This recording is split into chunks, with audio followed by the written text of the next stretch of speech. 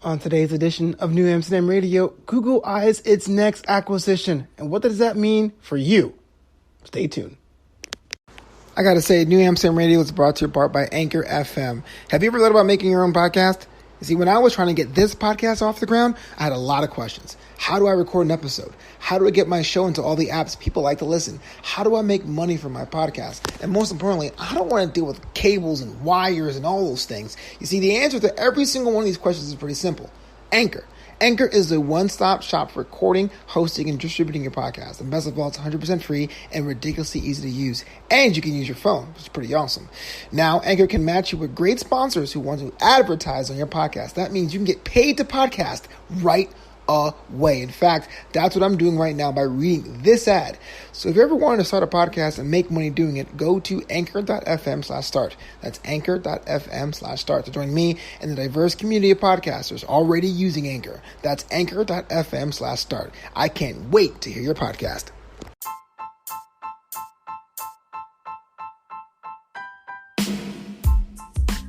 How's everyone doing out there in internet land? You're locked into New Amsterdam Radio. Radio with a reason, and that reason is to help creatives go out there and accomplish their dreams using the world around us as inspiration.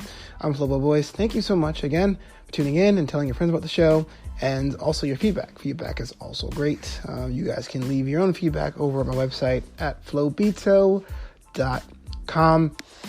This week has been a fruitful one for me personally. I was able to take some advice from my board of trustees. I always feel like every person who creates something needs a good 3 or 4 or even 7 people, an unforeseen, unrelatable council called the board of trustees. And they range from like your cheerleaders, people who love everything about you, to your most harshest critics, the ones that always want to push you to improve. And it's always good to have check-ins with them. You don't have to know the other person is part of your team. It's just good to have that high council, if you will, giving ideas. And so the biggest idea that was said by one member of my council, which was ignored, and was seconded, unrelated to another member of my council, was to separate my Instagram. That's what I actually spent this week doing, separating the DJ part of my creative endeavors from the MC, comedy, and stuff like that. Now, granted, there'll be some cross-pollination in there because I'm the same person. So if I have a really cool DJ shot, I'll totally syndicate. But Flobito, at Flobito, is kind of like the general, the main account, the follow me and see what I'm doing.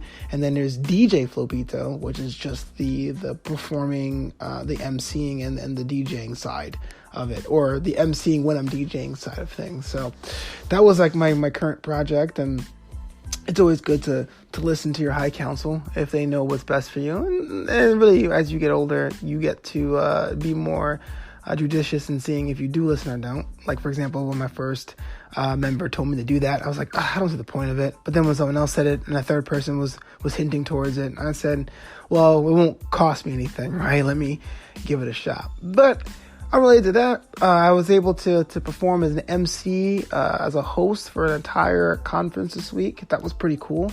I get to be the guy on stage introducing the acts and introducing the keynote speakers and making sure everyone's having a good time. And even though it was kind of on a relatively small scale, I mean, it wasn't the Oscars or the SAG Awards, but it was a pretty big endeavor, all-day conference out there in Riverside, California. And little by little, it's getting closer to the dream, closer to what I would like to do.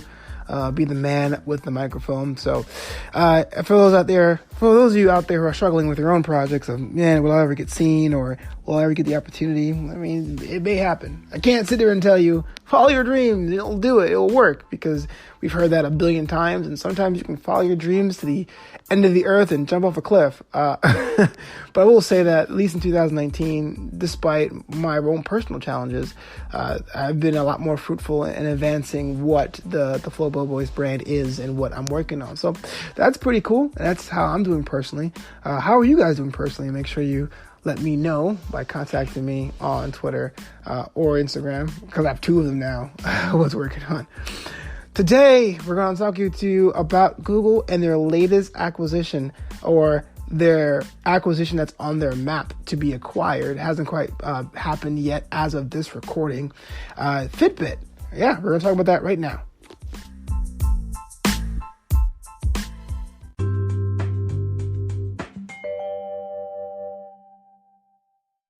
I don't know about you, but I'm Team Fitbit. A couple years ago, and I was never a jewelry person. I hate having rings or watches or pendants on because, one, I'm from a working class town, where having things like that will make you a target to be seen by those people who don't live life quite above board. But I just get fidgety with it. If I have a ring, I'm always twirling it. If I have a watch, I'm always looking to see what the time is. In fact, I only wear watches on special occasions, which I think is more and more becoming a trend with people in general, because no one really has a watch just to tell time if their phone does that. So I never got into trackers, but a couple of years ago, I'll say about 6 years ago or 7 years ago, I got really into it to really push my weight loss journey over the line. And I tried different things. I mean, I was like on Team Nike for a bit and Team TomTom for a bit. But ultimately, I ended up at Fitbit. Fitbit really was the last jump I made because the community was there. You know, it was always good, even though I don't really quite exploit it as much as I should. It's always good to have other people out there who are doing the same you're doing. So you can always send them messages or cheer them on or have daily challenges and really push each other to really, put your focus in goals and weight and goals. I will say this, even though I wear it every day, it's kind of an entertainment piece. I like to aim for 12,000 steps, but even I know the step counting isn't accurate. It's gotten a lot more accurate as the year's gone on. And it's not a problem just about Fitbit. This is about all fitness trackers. But I think sometimes it's funny when I'm sitting on the couch all day and I yawn and it says, you hit goal. And it's like, did I really? And there's some days when you feel like you ran a marathon and you look at your watch and it's like, oh, you did half the steps you thought you did. So, but it's a good guide. It's a good reminder to, put the cheeseburger down. If you're like me, just wait and have it once a week or twice a month as opposed to every day. But yeah, the thing about Fitbit is it's become synonymous with the actual idea of fitness trackers.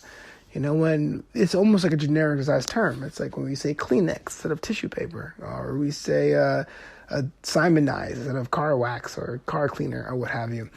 So when someone says, I'm getting you a Fitbit, we usually assume it's a Fitbit unless otherwise specified. A couple of years ago, my mom bought a Garmin from one of those home shopping networks, and actually it was from QVC. And it was kind of interesting. She goes, I got me a Fitbit, and it came in the mail, and it wasn't. And I looked at her like, I don't know how to work this thing. I don't know how to plug and play. I don't know how to set this up. I know there's a huge subsection of people who are Team Garmin. Not knocking you guys. It's just I'm used to a certain ecosystem, like cell phones. I love a Windows phone. I thought the Windows phone was one of the best designed, productive phones on the planet. But when the market share was heading towards zero, and it looked like even Microsoft was bailing out of choice and jump over to Android or to iOS, I went to the latter, and I've been happy ever since. I love iOS. It's cool. I would be hard-pressed to go back to a Windows environment, but I had to make that jump, right? And I felt like I made that jump years ago going to Fitbit. So, backstory complete. Now, Fitbit and fitness trackers are $1 billion industry. People are doing it. People are loving it. It makes a great gift. Everyone's looking at the fact that everyone is caring about their fitness, whether or not you've seen so many new diets crop up or the diet aisle in the grocery store getting even larger. Everyone has fitness on their minds. And Google, one of the biggest companies on the planet, designed Fitbit. It's kind of like, well, we've dabbled in this sort of space before, but with various degrees of results.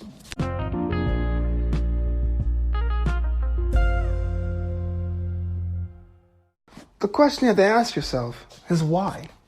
This company, Google, Alphabet, right, is huge, ginormous, and they have many different revenue streams. In fact, they have so much revenue streams, there's even a division of the business where they look to invest in other businesses, that venture capital arm.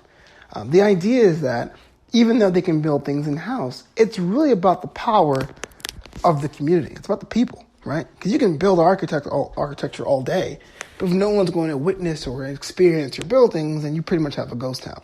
I always go back to Google Wave or even Google Plus a couple of years ago. When Google went forward and built their own social network, they built it. I thought it was fine. It didn't have the interactivity as the stalwarts like Facebook and Twitter, but neither did Facebook and Twitter really started out either. The idea was that they're going to grow and add more features. But it felt like the public collectively looked at Google Plus and said, we're good.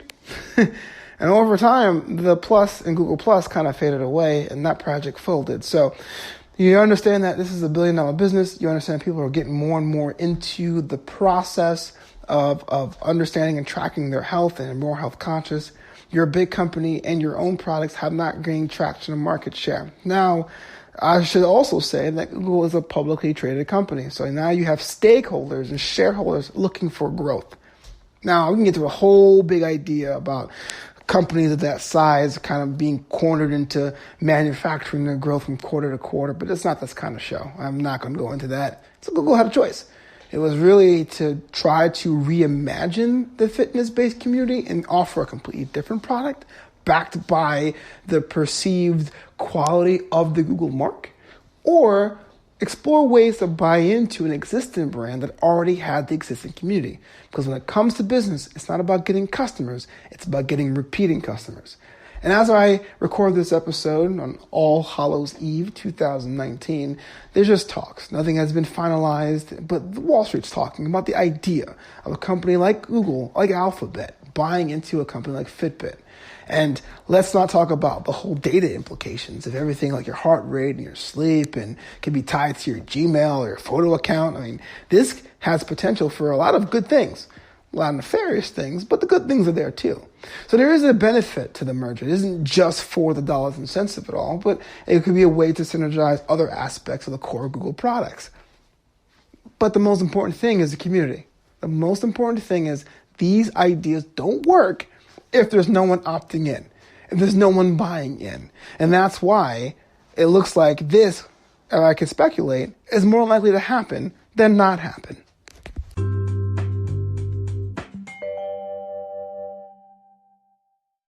I said it a billion times before for all of you creatives out there. It's really about charisma. It's really about having people believe so much in what you're offering the world that they're willing to partake, experience, and share their experience with others. Because frankly, you can be the best painter on the planet, but if no one buys a painting, if no one talks about your painting, are you really a crafts person? Or are you just a hobbyist?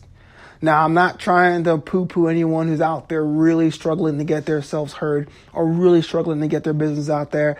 I can relate. There's months here I sit home in my apartment going, how am I going to make bills work? How am I going to make ends meet? That's not about that. But what I am saying is the power of the people that support your projects, foster that community, can mean so much more. It can be just as valuable as the product themselves.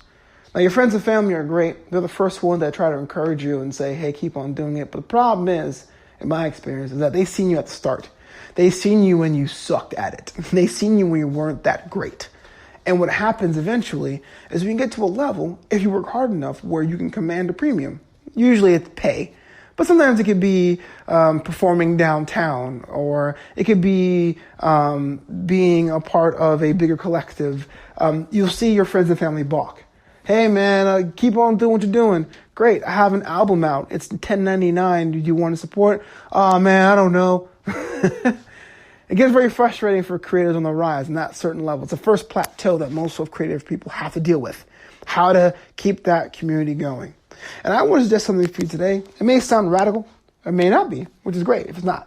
Is that you offer a tiered experience for those who are long-term people of your brand, long-term fans and partakers of your brand, and the new ones as well. For example, let's say you love to make enamel pins. Enamel pins are your life's work. You can always say, hey, I'm making a brand new line of zombie pins, for example, for the masses. But since you guys, everyone on my personal social media network supported me when I started out, I'm going to make a limited edition run just for you guys of 10 or 15. And you can tell your friends you got this from me, if you will. Now, someone who's counting beans would say, Flobito, that's just you giving away money to people who have watched your stuff before. And the answer to that is, it kind of is. But at the same time, it's a lot better to do that, because that way you can foster that core network to still advocate, to still evangelize on your behalf, to get that community growing. Because frankly, if I saw you when you were making the garbage, I'm not going to look at you and say, okay, here's all my money. At least long term. Short term, I might say, you know what, man, I encourage you. Here you go. I'll buy a couple pins. But if you come out with gold-plated elite pins for $20, I'm going to say, well, I remember you on the phone talking to that factory saying that each pin costs you 45 cents. I don't feel right paying $20 for a pin.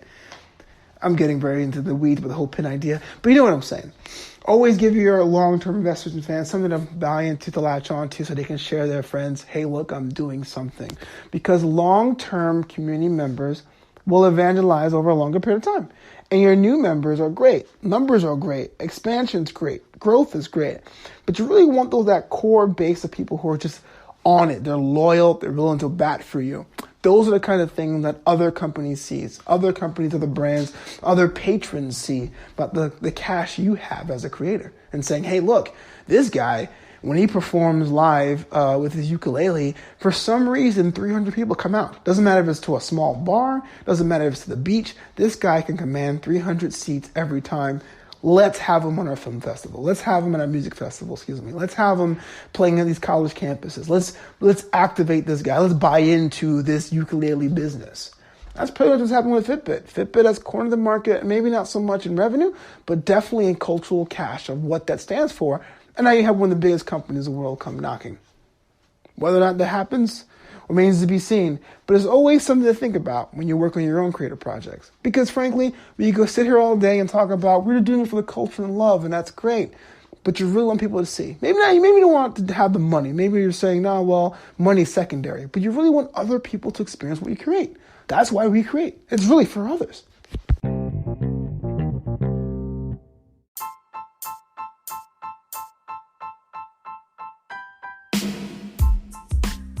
That's all the time we have for this edition of Knew Amsterdam Radio. Hey, listen to this episode and other episodes wherever you stream your podcast. We're talking iTunes, Spotify, all that stuff. If you have a topic that you want me to tackle, contact me over on Twitter at Flobo Boyce, or on Instagram at Flobito, or even at DJ Flobito, and of course, Flobito.com. This is Knew Amsterdam Radio, and until next time, the city is yours.